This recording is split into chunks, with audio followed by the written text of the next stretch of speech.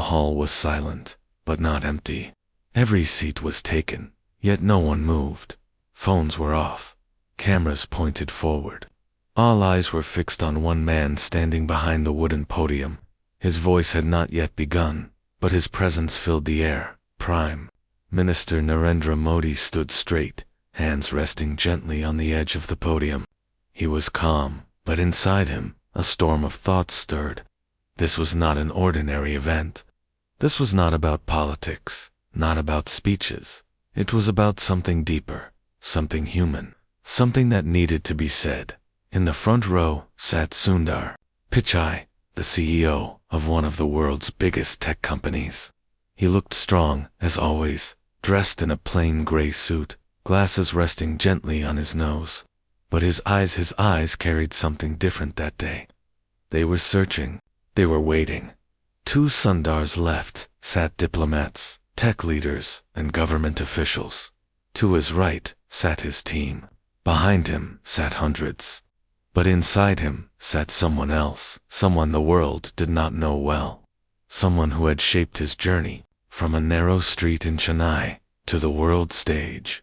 Lakshmi Pichai, his mother. Narendra. Modi adjusted the microphone. The crowd leaned in. Even the air seemed to pause. Today, he said softly, I do not want to speak only about innovation. I want to speak about inspiration. Sundar blinked. His fingers slowly closed into his palms. The camera zoomed in. The world watched. Many know Sundar Pichai is a CEO, a leader, a man of vision. But I want to share something else. Something we often forget. Before any title, before any success, before any fame. Sundar was a boy, a quiet boy, who came home after school and sat near his mother while she prepared food. A small sound escaped Sundar's throat. No one heard it. Not yet, Modi continued. His mother, Lakshmi Pichai, was not a woman with riches, but she had something more powerful than wealth. She had resilience. When her children asked for sweets and she had none to give, she told them stories instead. When there was no fan in the hot room, she used a piece of cloth to wave air over them. And when Sundar first touched a computer, it was not hers to give, but she gave him her belief. A sudden tightness grew in Sundar's chest. He stared forward, but the stage blurred.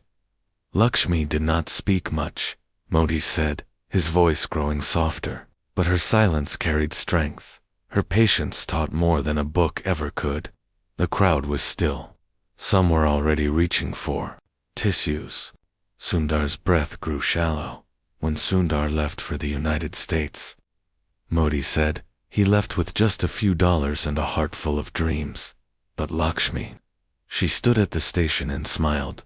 She did not cry that day, not in front of him, because her tears were for the night. The screen behind Modi changed.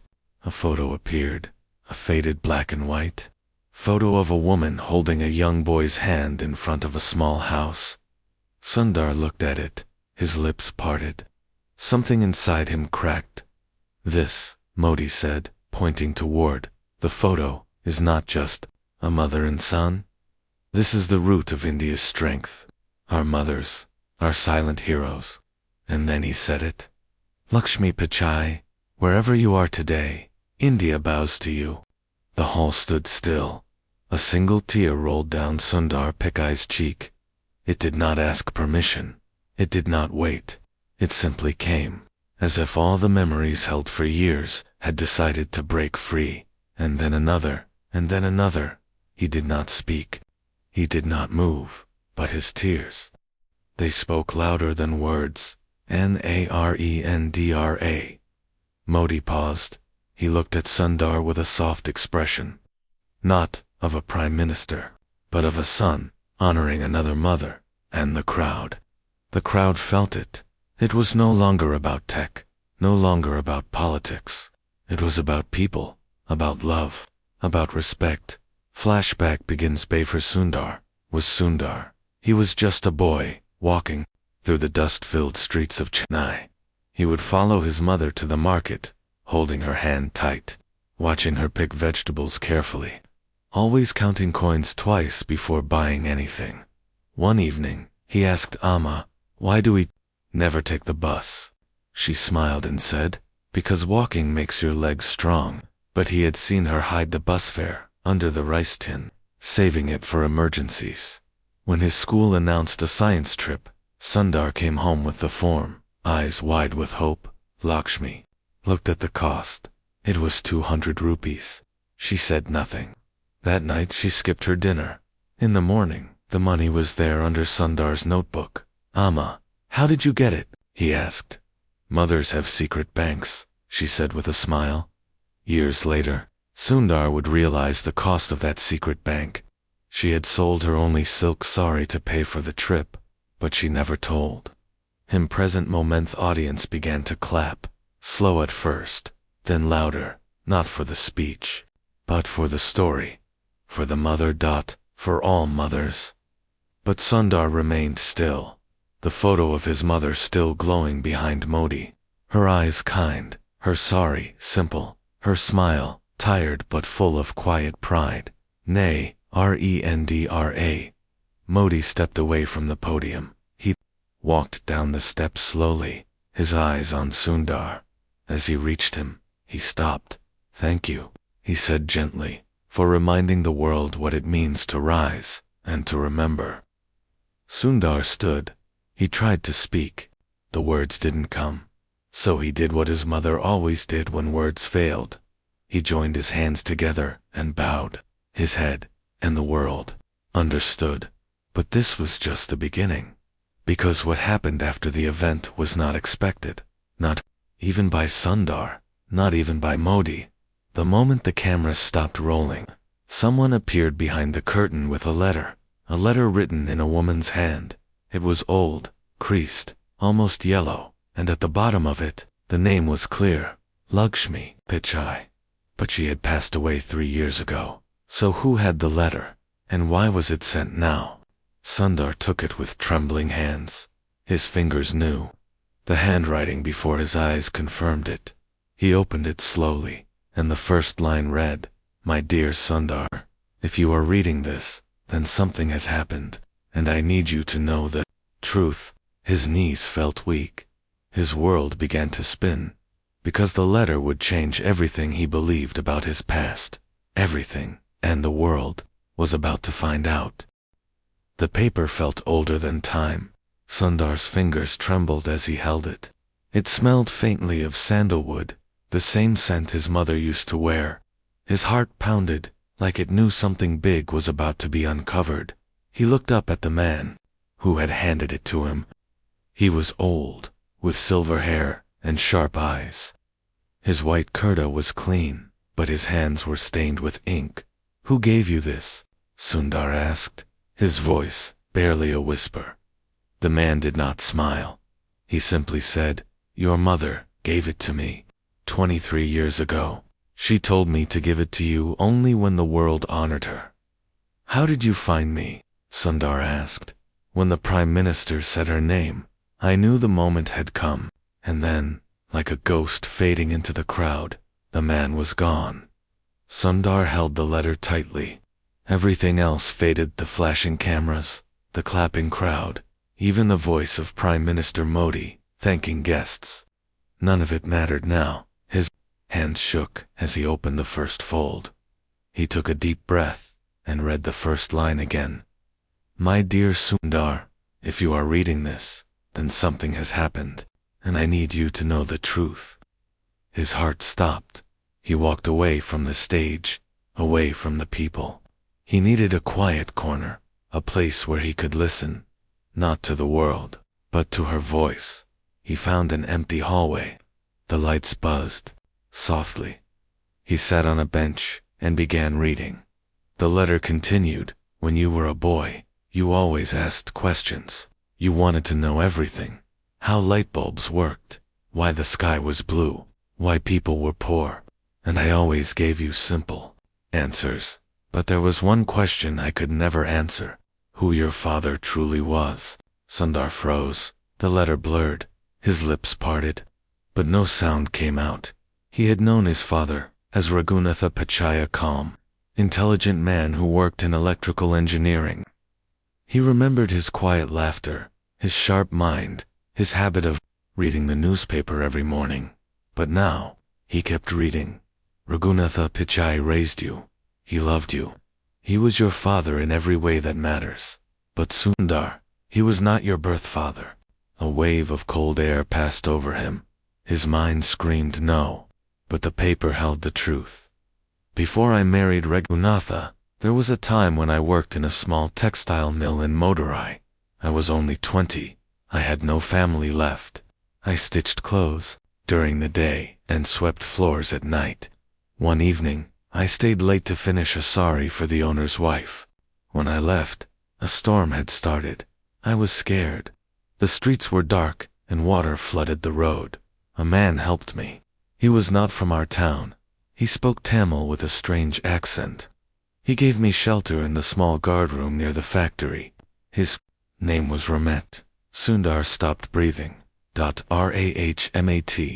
A name he had never heard. A name that did not belong to the story he had always known. He was kind. He had eyes that carried stories of faraway lands. He told me he was an engineer from Kashmir, helping design new machines for the factory. He was only there for a few weeks, but in that short time, we became close. We were young. We were lonely. We thought love would save us from our pasts. Then one morning, he was gone. No letter, no message, just gone. A week later, I found out I was carrying you. Sundar's breath hitched. He placed the letter on his lap and covered his face with his hands. He could hear his heartbeat like thunder in his ears. A lie had lived inside him for so long, and now it was breaking apart. The letter continued. I was afraid. I knew what the world would say. An unmarried girl. A child without a father. In those days, it was shame. It was danger. It was loneliness. I left Madurai and moved to Chennai. I worked in a small school canteen. I ate only once a day. I saved every rupee. I carried you in my belly while standing in long lines for water. Then, one day, I met Raghunatha. He was a quiet man. He respected women. He never asked about the past. When I told him the truth, he said, "A child is never a mistake." He married me, gave me a home, gave you his name. Sundar felt tears run down his cheeks again. His entire life had been built on love. But now he saw the sacrifice behind that love. Back in the hallway, folded the letter slowly. It was not long, only a few pages. But it carried the weight of mountains. He looked out the window. The sun had begun to set. The golden light fell on the trees, soft and quiet. He remembered his mother's eyes. How tired they looked some days. How strong they stayed. She had carried this secret alone for so long, not to protect herself, but to protect him. He stood up, still holding the letter. He needed answers, not just from the past, but from the present. He dialed a number. His sister answered. "Hello, Anna. Everything okay?" He couldn't speak at first. Then he asked, "Did Uma ever tell you anything about a man named Rahmat?" There was silence on the other end, then a sigh. "Yes," she said, "but she made me promise never to tell you." "Why?" "Because she said you deserved peace, not confusion. She said you were meant for greatness, and the truth might slow you down." "Why now?" Sundar whispered. "Why did she want me to know now?" "Because maybe the world finally saw her strength, and she believed you were strong enough to carry the truth." He hung up the call slowly, but his heart would not rest. He needed to know more. Who was Rahmat? Was he alive? Did he know about Why? Did he leave, or was he forced? The questions burned like fire, and deep inside, Sundar knew this was not just about family anymore. This was about identity. This was about history, and it was far from over. The night came slowly, wrapping the sky in dark silence. The event was over. The cameras were off. People had left. Only a few lights stayed on in the hallway where Sundar still sat, holding the old letter, like a lifeline. His hands were still, but his heart was not. His mind was filled with one name, Rahmat, the man who gave him life, the man who left before he was born. Was he kind? Was he cruel? Was he still alive? And most of all, why did he leave? Sundar stood up slowly and walked out of the building. His car waited outside, but he didn't get in. He needed air. He needed time. He walked down the road, unnoticed, blending into the shadows. Memories from his childhood flashed through his mind like broken glass. He remembered his mother sitting on the floor, stitching buttons on old shirts. He remembered her singing lullabies, always soft, always with a kind sadness behind her voice. He remembered once asking her, "Amma, why do you cry when you think I'm asleep?" She had smiled, touched his head, and said, "Some tears are just memories trying to breathe." Now he understood. Those tears had been for the man she once loved. The search begins next morning. Sundar sat alone in his hotel room. He hadn't slept. The letter sat on the table beside a cold cup of tea. He opened his laptop and typed into the search bar, "Rahmat, engineer, Madurai textile, 1994. No results. He added more words. Kashmir factory, transfer, worker record. Still nothing. He searched for old employee records of the Madurai textile factory, but the factory had closed 10 years ago. He called one of his trusted assistants and asked for help. "Can you find out about a man named Rahmat? He worked in a textile factory in Madurai in 1994. He was from Kashmir. He may have been an engineer." The assistant paused and said, "That's a long time ago, sir, but I'll try."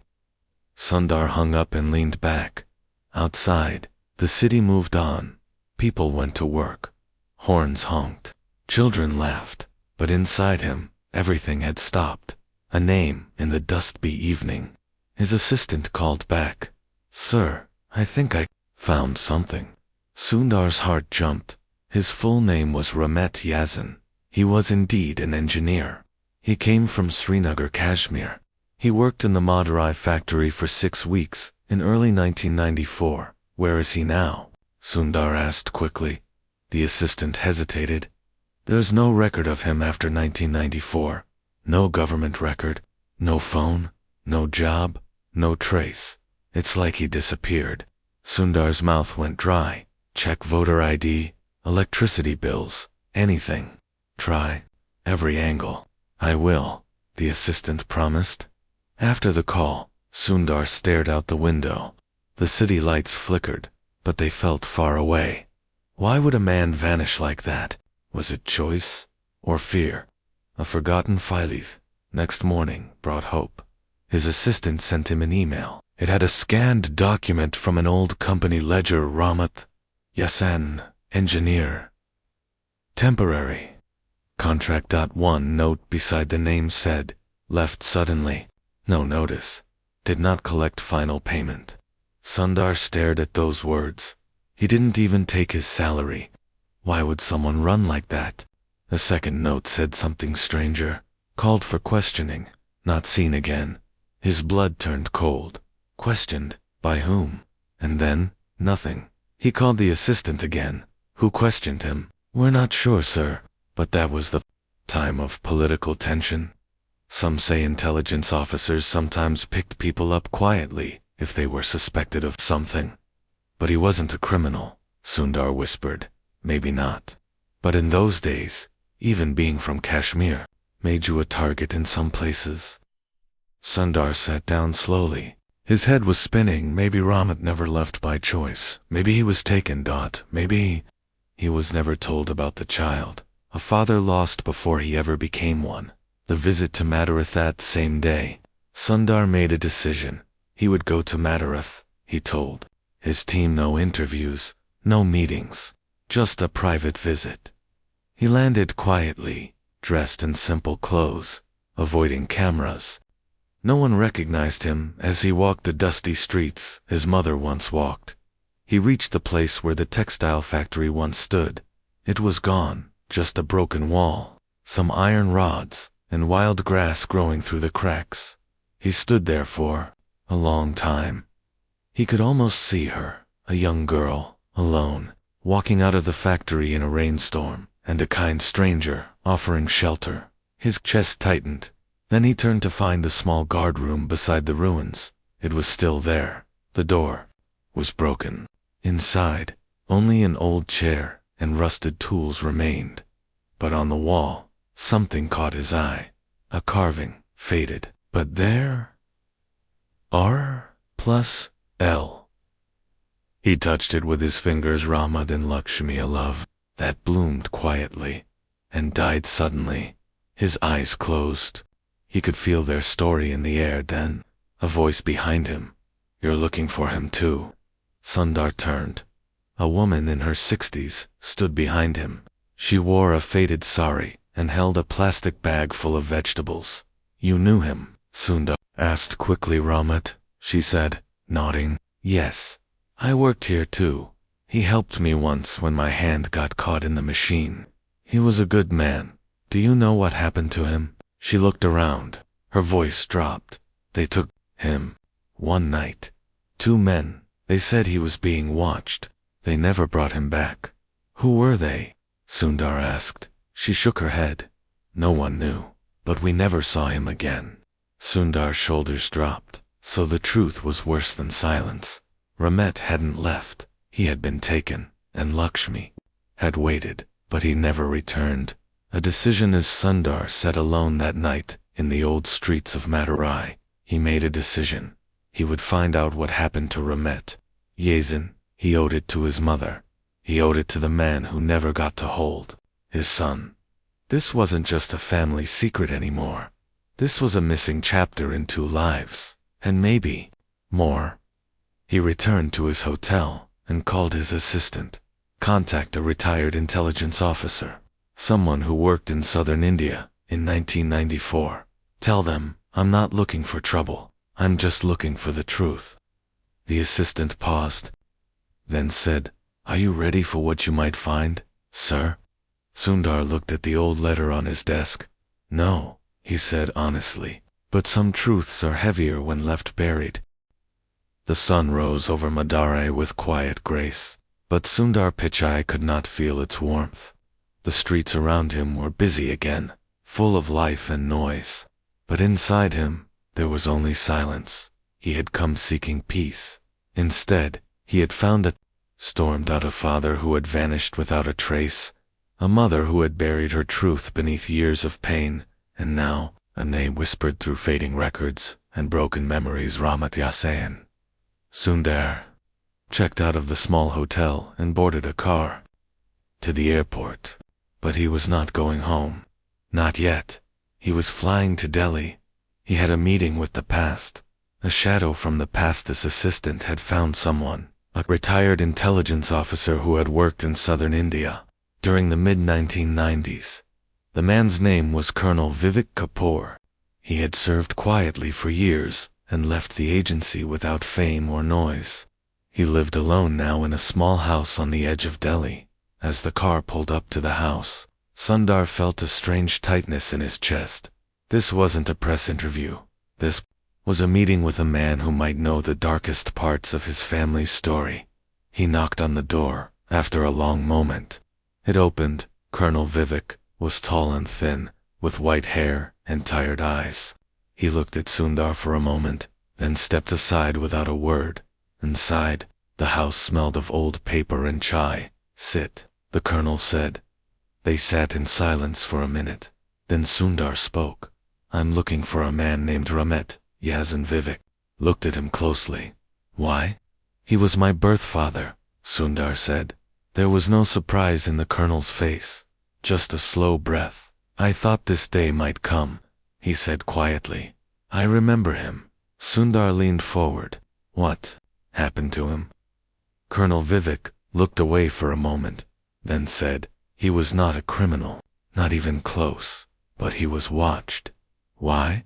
"Because he was from Kashmir, and at that time, tensions were high. A few bad people from that region had been caught working with foreign agents. The government was under pressure to act fast, sometimes Too fast. So you thought he was one of them? We didn't know. We just knew he arrived suddenly, spoke little, carried blueprints and maps for factory machinery. We flagged him. But did you find anything? Sundar asked. The colonel's voice dropped. No. But the damage was already done. We brought him in for questioning. Just a few questions. Nothing serious. But that night, something went wrong. What happened? Another agency took over. They said they had new intel. They moved him from Madurai to a holding camp outside Hyderabad. Then, Vivek shook his head slowly. He disappeared.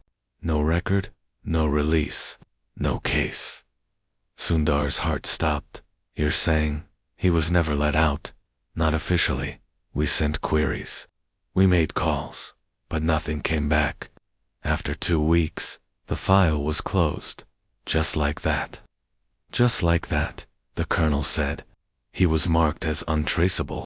A visit to the camp next day, Sundar flew to Hyderabad. He needed to see the place with his own eyes. He arrived at an old government facility on the edge of the city. Most of the buildings were empty now. Broken windows, vines on walls, doors with rusted locks. He stood before a gate that once held men like Rahmat. A guard came out. This place is closed, sir, he said. Sundar took out his ID. The guard's eyes widened. You're Sundar Pichai. I'm not here as a CEO, Sundar said. I'm here as a son. The guard stepped aside. Inside, the air was heavy. The cells were empty. The silence was deep. He walked down the narrow halls. A chill ran through him. This was not a prison, but it was never a home either. He reached the last room, a small office. Inside was a dusty cabinet with old documents, most of them unreadable. But then, one file caught his eye. Codename, Dove 716.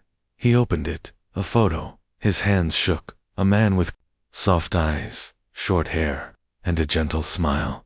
The same eyes that looked back at him from the mirror every morning. Rahmatyace. And the secret within the file was thin. Only a few pages. But one note stood out. Prisoner requested one letter. Be sent before transfer. Letter denied. Sundar's heart sank. He had tried to write. Maybe to Lakshmi. Maybe to explain. But someone stopped it. He closed his eyes. What pain had Rahmat carried in that cold room? What regret? What fear? He left the camp in silence. The sky above was gray, not angry, just tired, just like his heart. A message in a notebook that night. Sundar sat in his hotel room, looking at the file again. Then he noticed something strange at the back of the file.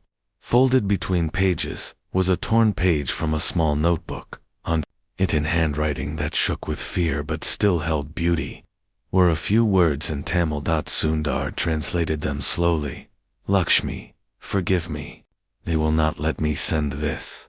I hope one day our son will know. He was born of love, not mistake. His breath caught in his chest. He touched the paper like it was sacred. His father had tried. His voice had been silenced, but not forever, because now, Sundar knew promiseth. Next morning, Sundar stood before a quiet lake outside the city. He held the notebook page in one hand, the old letter from his mother in the other. Two voices from the past, both full of pain, both full of love. He made a silent promise. He would tell the world, not to gain sympathy, but to honor those who lived without it. He would tell the story of Rahmatyace, of Lakshmi Pichai, of a love that was buried by fear, but now reborn in truth. Sundar returned to Delhi with the notebook page in his pocket and a storm in his heart. For the first time in his life, he understood something deeper than success, something stronger than power, something more important than position. He was not just the CEO of a global company. He was the son of a mother who gave up her dreams so he could have his, and the son of a father who had been erased from history, but not from memory, not anymore. He knew what he had to do, The message at that night. Sundar sat at a wooden desk in his hotel room. No cameras, no staff, no phones ringing, just him and a blank page. He began to write. I want to tell you a story, not about technology, not about success, not about business, but about love. He wrote for hours. When he was done, he had written every detail.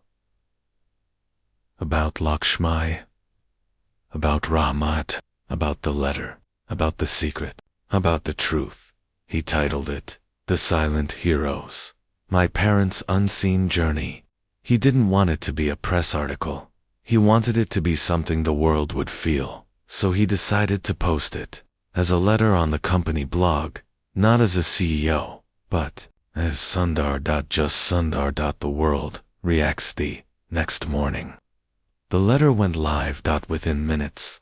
The internet shook. People from every corner of the world began to read. Students in India shared it in their classrooms. Mothers cried. Fathers paused. Journalists called it the most honest story from a global leader in decades. One tweet read, Sundar didn't just tell a story, he gave his father a name, and his mother a legacy. Another said, we often talk about success, but today, we talk about the sacrifice behind it. Within 24 hours, the story had been read by over 70 million people. But Sundar didn't care about the numbers, he cared about one thing. Did anyone know where Rahmat had gone? A call from the mountains in the third day. His phone rang. An unknown number, from Srinagar. He answered. A soft old voice said, Is this Sundar? Yes, he said quickly. The voice trembled. My name is Amin. I was Rahmat's younger cousin. We read your story. I think I can help you. Sundar's hand gripped the phone tighter. Is he alive? He asked, barely breathing. The silence on the other end lasted too long then. No. He passed away 19 years ago. A sharp pain cut through Sundar's chest. How? He asked. He returned to Kashmir after disappearing for years. No one knew where he had been. He was thin, broken, but his eyes were full of something we didn't understand, like he was carrying a story no one would let him tell. Did he ever speak about a woman named Lakshmi? Every night, Amin said, he would sit by the window and whisper her name. Lakshmi, Lakshmi. He never stopped loving her. Sundar's eyes filled with tears. He never told us why he left. But one day, he handed me a box. He said, give this to my son, if he ever finds you. Do you still have it? Sundar asked. Yes, Amin said. I have waited 19 years to give it to you. The box of memory. Within 2 days, Amin arrived in Delhi. His hands shook as he handed Sundar the box. It was small, wooden, and locked with an old brass latch. Sundar opened it, slowly. Inside, he found a folded handkerchief with the initials LP. He touched it like it was made of glass. Beneath it, there were old photographs. One showed a younger Rahmat standing beside Lakshmi near the factory wall in Madurai. They looked happy, unaware of what was coming. Another photo showed a baby wrapped in a thin cloth. Sundar stared at it. Was it him? A third photo showed Rahmat in a cold room, holding a notebook, looking straight at the camera, his eyes tired, but full of hope. And at the bottom of the box, there was one final envelope. On it, in weak handwriting, to my son. Sundar opened it with trembling hands. Inside was a letter. The final words, my dear son, I don't know your name. I don't know if you are safe. I don't know if you ever knew me. But if this letter reaches you, then the world has done something right. I was taken without reason, locked away without answers. For years, I sat in silence, thinking of only one thing, your face. I wanted to hold you, teach you, walk with you, but life, it didn't let me. They called me a stranger, but I never stopped loving you, and I never stopped loving your mother. She was the bravest person I ever knew. If you ever find this, remember one thing: you were born from love, not mistake, not shame, not fear, just love. Never let the world tell you otherwise. With all my heart. Your father, Rahmat. Yazin. Tears. Not words. Sundar didn't speak for a long time. He simply closed his eyes and wept. Not just for the father he never met, but for the pain that man carried, for the love that was denied, for the silence that lasted too long. A step toward something bigger. In the days that followed, Sundar began something new. He founded a project called Voices Remembered. Its goal was to collect lost stories of people who had disappeared during difficult times, people who had no voice, no justice, no history.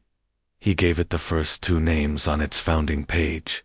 Lakshmi Pichai and Rahmat Yasin also donated money to support children raised by single parents in poor communities across India. No child should grow up not knowing where they come from, he said in an interview. And no mother should carry pain in silence. A quiet visit months later, Sundar flew alone to Srinagar. Amin took him to Rahmat's grave. It was a simple stone under a tree. No flowers, no candles, just the words, Rahmat Yazin, beloved son, missed soul. Sundar stood in silence. Then, slowly, he placed the photo of Lakshmi and Rahmat beside the grave. You found each other once, he whispered, and now, your stories have found peace. The wind in Kashmir was gentle that day. It moved through the trees like a whisper. Sundar stood quietly beside the grave of the man he now knew as his father. There were no cameras, no speeches, just silence. And truth, it had taken a lifetime to reach this moment, but now, it was here. He placed the last letter from Rahmat inside a small glass box and buried it at the base of the tree. A part of his past had returned to the earth, but its memory would live forever. As Sundar turned to leave, he paused one last time. Thank you, he whispered, for your love, for your strength, for not giving up on me, even when the world gave up on you. A return to life flew back to Chennai after his visit to Srinagar. It was the first time in many years that he went back not as a leader or speaker but as a son. He walked through the small lanes of his childhood, the same cracked roads, the same old tea shop at the corner, the same bench where his mother used to wait for him after school. He passed the tiny home where he grew up. A small boy playing outside looked up at him. Are you Sundar, uncle? He asked. Sundar smiled. Yes, Amma said you became big because you listened to your mother. Sundar knelt down. Your Amma is right. He looked up at the house. The paint was peeling. The door was still made of wood, but it held memories stronger than marble. He touched the walls gently. This is where everything began, he whispered, the Tributia. Few weeks later, Sundar held a small ceremony at his company headquarters. Not a big event, just a gathering of employees, friends, and families. At the center of the room stood two portraits, one of Lakshmi Pichai, holding a young Sundar beside a fanless window, one of Rahmat Yazin, standing near a cotton machine with ink-stained fingers and hopeful eyes. Sundar stepped up to the stage. He wore no suit, just a simple white shirt. He cleared his throat. I want to talk to you today, he said. Not about growth, or numbers, or innovation. He paused. I want to talk about roots. The room was quiet. Most of you know me as the head of a tech company. But before all that, I was just a boy watching his mother stitch buttons, late into the night. A boy who never met his father, but carried his eyes. A boy raised by strength. He didn't understand until now. He looked at the portraits. My mother, Lakshmi Pichai, taught me patience. She taught me that silence is not weakness. She showed me that sacrifice can look like skipping dinner so a child could go on a school trip. My father, Rahmat Yasin, taught me courage, not by being there, but by surviving what he never deserved. He gave me his blood, his story, and now, his voice. Sundar took a breath. I share this not for sympathy, but because I believe every story matters, even the ones buried, especially those. He looked into the crowd. If your parents are alive, hug them. If they are gone, remember them. And if you are still looking for them, keep walking. Sometimes, the path to the truth is long, but it will find you. The crowd stood in silence. No applause. Just hearts listening. Legacy remembered after the ceremony. Sundar launched a scholarship program in his parents' names, the Lakshmi and Rahmat Foundation. It helped children from poor families in India study science and technology, not just those with perfect scores, but those with silent struggles. Some students carry books, Sundar said. Others carry pain. Both deserve a future. He also wrote a book, Born from Love, which told the full story. Not edited, not cleaned. Just real. Within months, it became one of the most read non-fiction books of the year. But the real success wasn't in sales, it was in the letters he received. Hundreds, then thousands.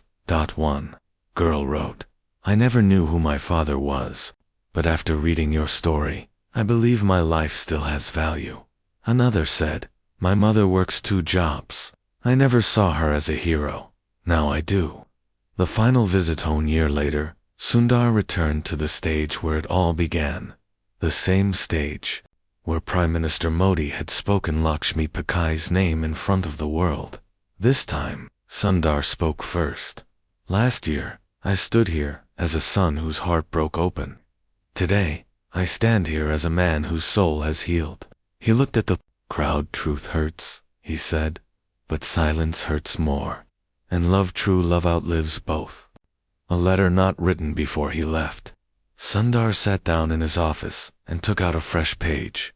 He began writing, but this time it was not a blog, not a speech, not for the world, just a letter, addressed to no one, meant for 2 people, who gave him everything. "Oma, Appa, I finally understand. You never asked for the world. You just gave me to it, and now, I give your story back. With love, your son, Sundar."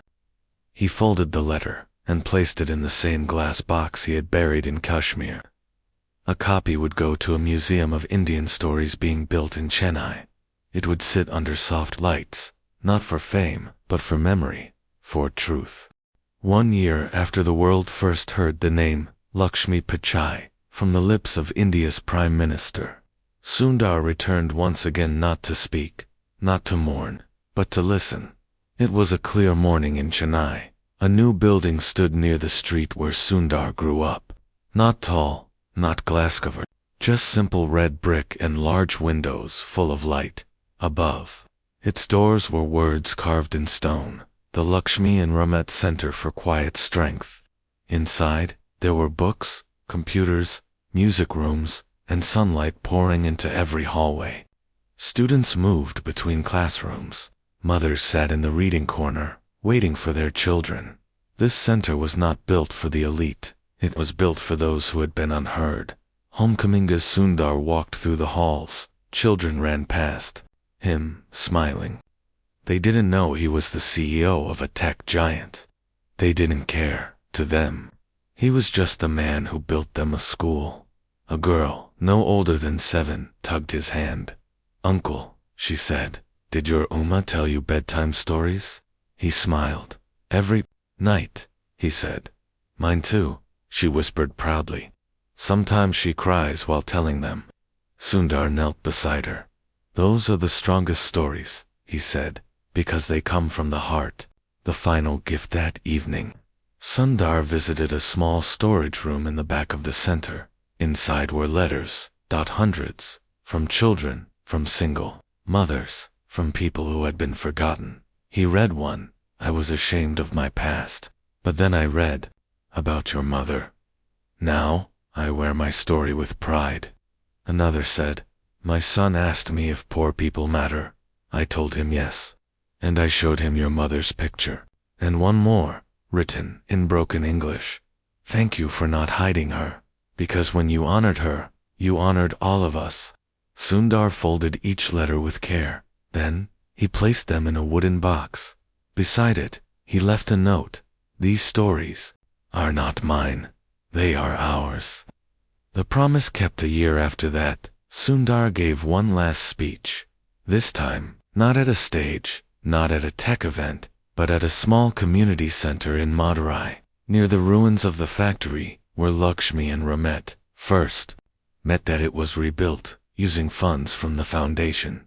He stood under a tree and looked at the small crowd, young boys, old women, men with tired hands, and girls with books in their arms, and he said, "We talk a lot about the future, about flying cars, about artificial intelligence, about space. But I want to remind you sometimes, the greatest leap forward is looking back and lifting those who never had a voice. I was born from the strength of a woman who had nothing but gave everything.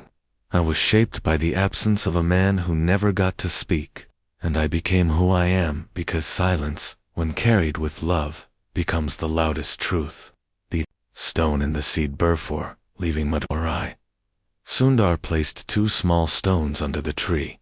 On one, the name Lakshmi was carved. On the other, Rahmat. Beside them he planted a small tree. When someone asked why, he said, "Because stories like theirs grow stronger over time." One last letter. Years passed. The world changed. New leaders rose. Technology advanced, but one story never faded. It became part of textbooks, part of speeches, part of hearts. And one day, a young boy from a remote village, holding a school bag on his shoulder, wrote a letter. He sent it to the Lakshmi and Rahmat Center. It read, "Dear Uncle Sundar, I don't know my father. My mother works 3 jobs. People laugh at my clothes. But I read your story, and now I believe I can become something, too. Maybe not a CEO. Maybe just a good man, like your Appa. Thank you for showing me that even if I come from silence, I can still grow into strength." Sundar never replied, but he kept the letter in his wallet, and every time he felt tired, every time he felt small, he would take it out and read it again.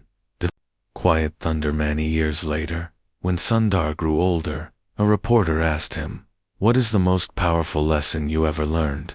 He didn't pause. He just said that tears can speak louder than words, and that a mother's silence can change the world. And when the reporter asked what he hoped people would remember him for, he said, "Not my job, not my title, just the 2 names that built me, Lakshmi and Rahmat." Final scene. At a small museum in Chennai, visitors walk past a glass box. Inside it is a handkerchief marked LP, a folded letter signed by Rahmat Yazan, and a photo of a young Sundar standing between 2 shadows. No fancy lights, no music, just a note under the glass. From silence came strength.